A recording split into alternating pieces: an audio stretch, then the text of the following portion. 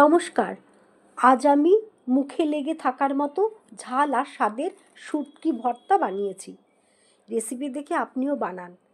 শুটকি ভর্তা বানানোর জন্য প্রথমে আমি মাছকে ভালো করে বেছে মাছের ফেলে দেওয়া অংশ বাদ দিয়ে মাছগুলোকে ছোট ছোট টুকরো করে কেটে নিয়েছি।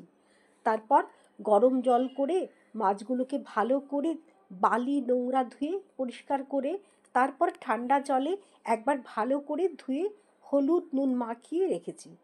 এই রান্নার জন্য আমি সর্ষের তেল ব্যবহার করেছি আর একটু তেলও বেশি ব্যবহার করেছি।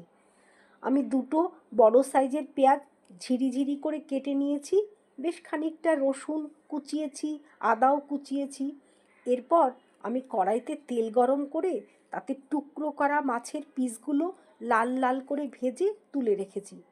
তারপর সেই তেলের মধ্যে শুকনো লঙ্কা লাল লাল করে ভেজে তার মধ্যে পেঁয়াজ কুচি, রসুন কুচি, আদা কুচি দিয়ে লাল লাল করে ভেজে তার মধ্যে ধনে গুঁড়ো, জিরে গুঁড়ো, হলুদ গুঁড়ো দিয়ে কষিয়ে তার মধ্যে গরম মশলা গুঁড়ো দিয়ে লাল লাল করে ভেজে রাখা টুকরো মাছগুলো মিশিয়ে পরিমাণ মতো নুন দিয়ে সেই সব উপকরণগুলো শিলে বেটেই তৈরি করে ফেলেছি শুটকি ভর্তা।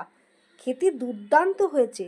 শুটকি মাছ প্রোটিনের একটি দারুণ উৎস এবং এতে প্রয়োজনীয় ফ্যাটি অ্যাসিড, ভিটামিন এবং খনিজ লবণ থাকে, যেমন ওমেগা 3 ফ্যাটি অ্যাসিড হৃদরোগের ঝুঁকি কমাতে এবং মস্তিষ্কের কার্যকারিতা বাড়াতে সাহায্য করে।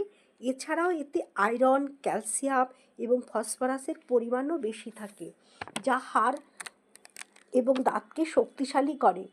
শুটকিতে এমনিতেই নুনের পরিমাণ বেশি থাকে, তাই রান্নার সময় অতিরিক্ত নুন ব্যবহার করবেন না। আপনারাও বানান। আর ভিডিওটি ভালো লাগলে প্লিজ লাইক, শেয়ার এবং সাবস্ক্রাইব করতে ভুলবেন না। ধন্যবাদ।